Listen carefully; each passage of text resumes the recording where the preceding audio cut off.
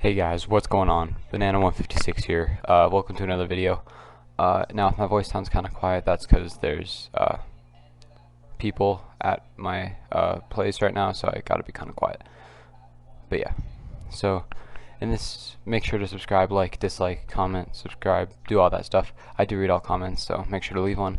And thank you so much for the support on all the videos. I really do appreciate it. And I'm recording this video only after the Ilhan Omar video came up. But yeah, the support on all the videos have been great, and it's just great. So thank you guys so much for all the support. And but yeah, so let's get into this video. So in this video, I want to talk about the Senate and how it's terrible.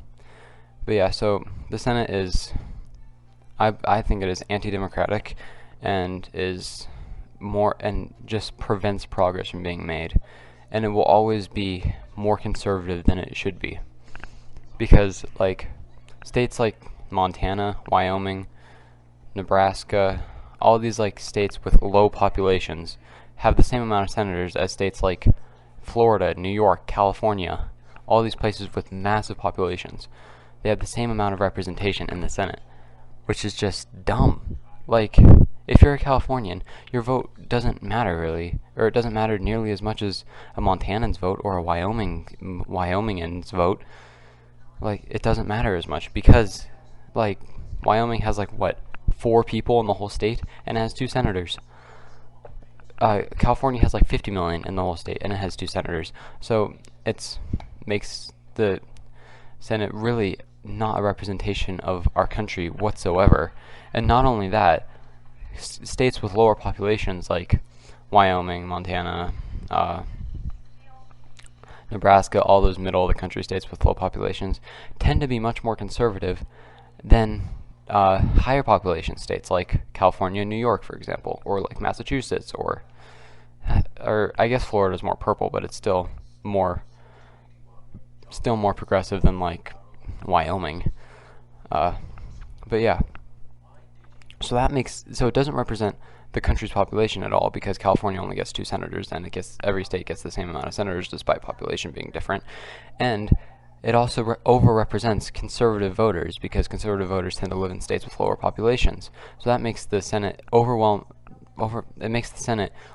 more favor for the Republicans than the Democrats, which is just really anti-democratic and kind of authoritarian, because it's done this way for a reason.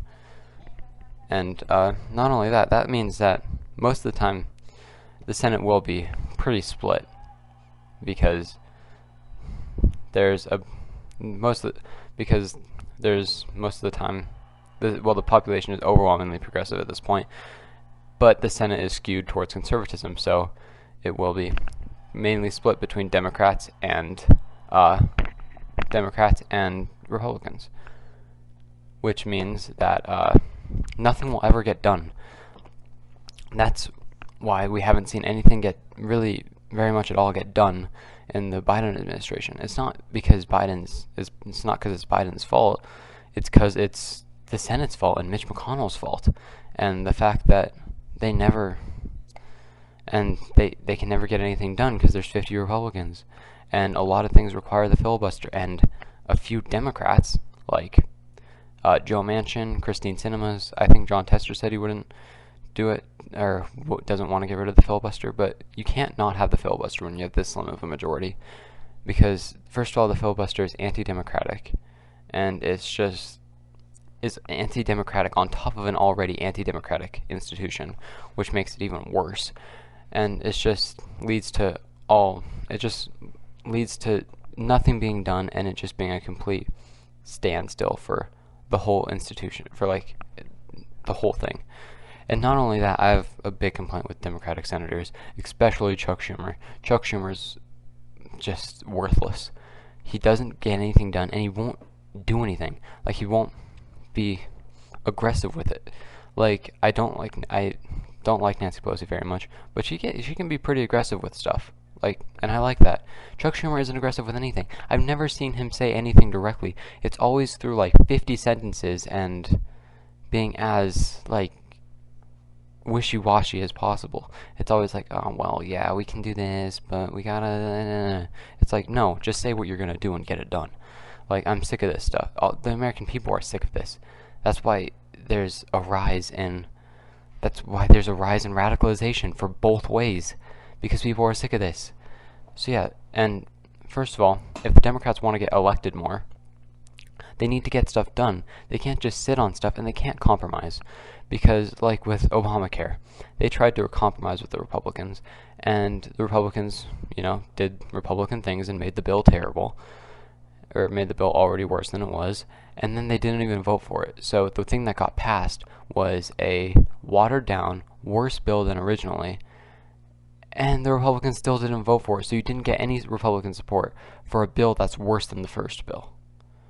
So you just can't do that, and that's what I hate about even, you can't even attempt to compromise with them, especially with the state that the party's in right now. The state that the party's in is it's just fascism. Like, I wholeheartedly believe that Mitch McConnell is a fascist, and most leaders, if they don't think they're fascist, they're still contributing to fascism. And they won't budge. They won't move in on anything. And if you do compromise with them a little bit, they still won't vote for it, because that's just not what they'll do. They'll never vote for it, so there's no point compromising with them. And you gotta constantly call them out. And that's one problem with the Democrats and in the Senate specifically. They never call anyone out. And they always, I remember, I forgot what senator said that, or what congressperson, but Josh Hawley or something was complaining about the white working class in Wyoming, and that's why they get more representation or something. And or they have a strong working economy or a strong workforce. And he was a congressperson, and he said, stop using that as a code word for for white workers.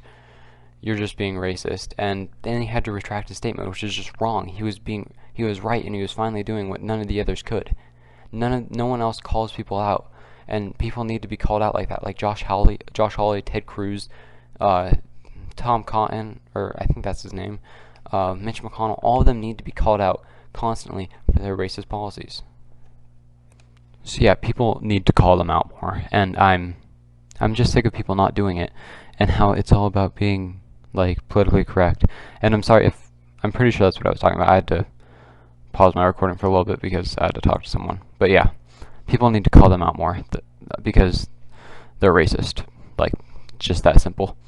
And but yeah, the Senate is just anti-democratic, makes it so nothing will ever get done, skews it. It's not representative of the general population, because the general population is progressive, and the general population is getting increasingly progressive, but the Senate is not, and the Senate won't be, because the people that are senators will stay senators till they're dead, it seems like. And that's another problem with it. The people that get in the Senate, and Congress for that matter, is they always stay there, and they'll be there till they're dead. Now, the Senate is obviously problematic, but how would we fix it, or what would take its place? So, I think the best thing to fix it would probably be something like either another Congress, but with more districts, or not more districts, not gerrymandered districts, and or direct democracy. Have Congress and direct democracy be our means of it. But I don't know how many people would get out and vote, and I don't know if direct democracy is realistic for right now. So I feel like just adding another Congress with non-gerrymandered, or just fixing Congress, making Congress not have gerrymandered districts, making the districts actually good, one district around one town, and not have a skinny line across the whole state. But yeah. So I think we just need to either add another Congress or fix Congress. Probably just fix Congress. Just get rid of the Senate, because it's anti-democratic, doesn't represent the views of the country at all, and it just slows progress, to the point where it's nothing will get done. You'll pass 3 bills in 3 years. That's how slow it gets, it seems like. But yeah, that's what I think about the Senate and why it's anti-democratic, and why it probably should just be abolished at this point, because it doesn't work, and it's not representative of the population whatsoever. But yeah, thank you all for watching. Make sure to like, dislike, subscribe. comment. I do read all comments, so make sure to leave one.